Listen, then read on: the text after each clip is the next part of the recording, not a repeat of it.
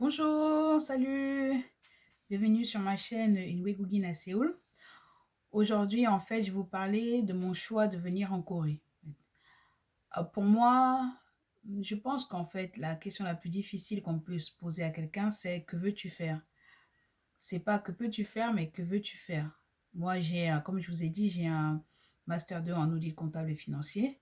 Donc, j'ai une formation financière, donc je peux faire du contrôle de gestion, je peux faire de l'audit, je peux faire plein de trucs. Mais avant, si on m'avait demandé qu'est-ce que tu veux faire, je savais un petit peu en fait, mais après c'était comment le faire qui était compliqué. Donc la première question en fait à laquelle il faut vraiment que vous répondiez avant d'envisager un voyage comme ça, c'est qu'est-ce que je veux faire. Et moi, même avant de faire mes études en finance, je voulais être nounou. Je voulais avoir ma maison et faire nounou, voilà, chez moi. C'était ça. Donc, le plus simple pour gagner de l'argent, c'était, à l'époque, c'était de la finance. Je pense qu'aujourd'hui, c'est pareil, je pense. Mais à l'époque, c'était la finance. Et j'ai rencontré des amis qui étaient experts comptables.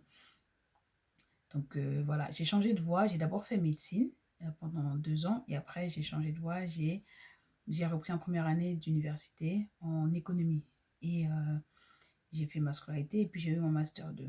Mon but, c'était quoi? C'était avoir un master en finance, travailler, économiser de l'argent et après, voilà, avoir assez d'abord pour pouvoir faire un prêt et acheter ma maison et faire nounou à domicile, nounou chez moi. Voilà, c'est ça. Comme vous savez, dans la vie, les choses ne passent pas toujours comme on l'a prévu. Donc j'ai commencé et en 2012, en fait, j'ai pu intégrer Samsung grâce à une amie à moi. J'ai eu la possibilité de rentrer chez Samsung. À l'époque, je voulais juste travailler pendant 6 mois et partir en Corée. C'était ça. Parce que j'avais vu une émission sur la Corée et j'ai adoré. Et mon amie aussi, Cécilia, m'avait fait découvrir la Corée par les dramas, la musique aussi. J'ai adoré, je m'étais dit, bon, je vais y aller, je vais travailler. Si je travaille en Corée pendant 3 ans et que je reviens en France, je pense que je pourrais trouver un meilleur boulot. Parce que vous savez, on a cette...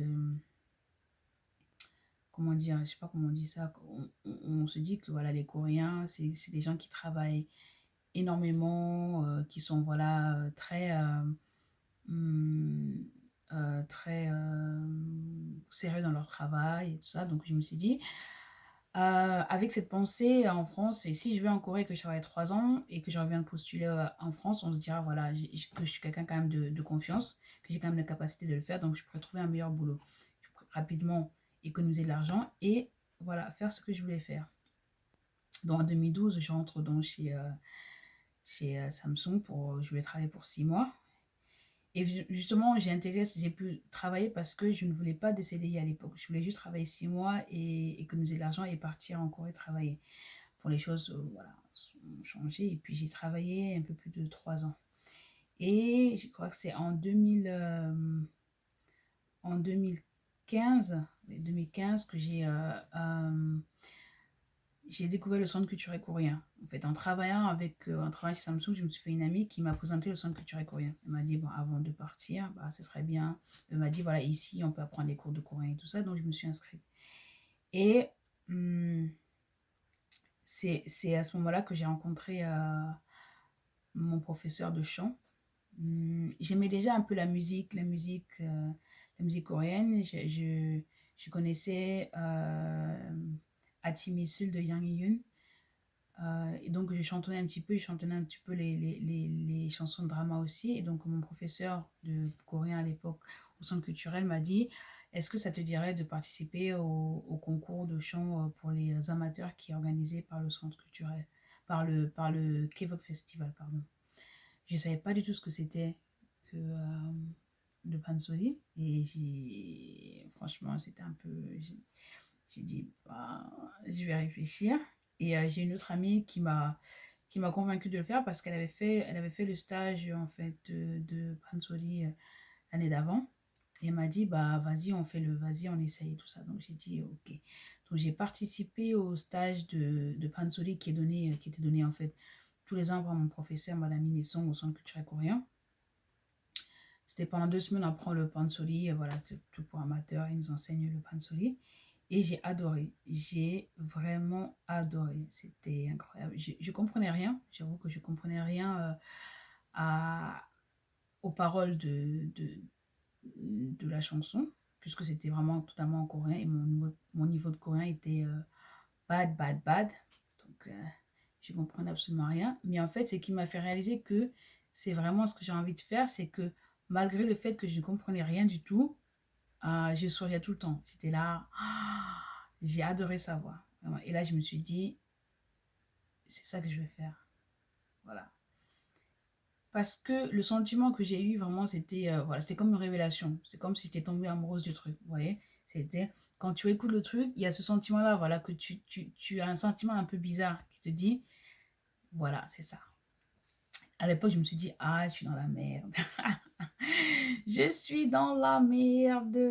Voilà. Et je me suis dit, bah, en fait, j'ai travaillé, comme je dis, j'ai travaillé. Et mon niveau de coréen était super bas. Donc, je me suis dit, comment je vais faire pour partir. Mais c'est ce que je veux faire. C'est comme ça que j'ai vraiment su que, voilà, je voulais faire ça. Et, comment dire, ça ne m'éloigne pas vraiment de mon but de départ qui est de travailler avec les enfants parce que, hum, en faisant le pansori, ça me permet d'extérioriser mes sentiments, vous voyez, ça me permet d'exprimer la tristesse, d'exprimer, voilà, quand je suis contente d'exprimer, quelque chose que j'ai du mal à faire, que j'ai vraiment du mal à faire. Et je me suis dit, si j'apprends ce truc, j'apprends le pansori, après, je pourrais aider les enfants, vous voyez, parce que les enfants, surtout les enfants qui ont des problèmes, qui ont des problèmes dans les familles, les orphelinats, les trucs comme ça, travailler dans des lieux comme ça, mais toujours en relation avec les enfants. Et en étudiant, ça me conforte dans mon idée que voilà, je peux aider beaucoup d'enfants avec ça. Donc, je continue à le faire. Donc, c'est ce que je fais en Corée depuis bientôt 4 ans. C'est j'apprends la musique traditionnelle. Voilà. Le but de ma vidéo aujourd'hui, c'était voilà, pour vous expliquer comment choisir en fait ce qu'on veut faire. Moi, je l'ai découvert voilà, par hasard, comme ça, voilà, par hasard. Et voilà, c'est le sentiment que j'avais. Et euh, mes amis, ma famille, bien sûr, les gens étaient contre. Pourquoi? Parce que, bien sûr, l'entourage est inquiet parce que je connaissais pas la Corée, j'avais un travail stable, j'avais mon studio, voilà. J'étais, comment dire, voilà, j'avais une stabilité financière. Et le fait de partir ici dans un pays que tu ne connais pas, dont tu ne parles pas la langue, c'était un peu compliqué. Donc, il a fallu vraiment convaincre la famille, les amis et tout ça, que c'était vraiment quelque chose qu'on voulait faire. Je savais que il fallait vraiment que je le fasse. Je savais que c'est vraiment ce que je voulais faire. Donc, il fallait juste trouver un moyen de convaincre l'entourage et tout ça. Donc, voilà. C'est compliqué, hein, c'est pas facile. Je vous avoue que c'est pas facile, mais comment dire, euh, au fond de moi, je sais que je suis sur la bonne voie. Je sais que je suis sur la bonne voie. Et le fait que j'aime ce que je fais, ça me permet d'affronter des choses que je n'aurais jamais pensé pouvoir affronter, même quand j'étais à Paris, vraiment. Les difficultés, il y a des difficultés que j'arrive à affronter parce que je me dis, voilà, c'est ton but, tu as choisi ce chemin-là et voilà, il faut juste que voilà, tu fasses le dos rond pendant un certain temps et que tu persévères dans ce que tu fais. Voilà, c'est un peu... c'était le message de ma vidéo, c'est que voilà,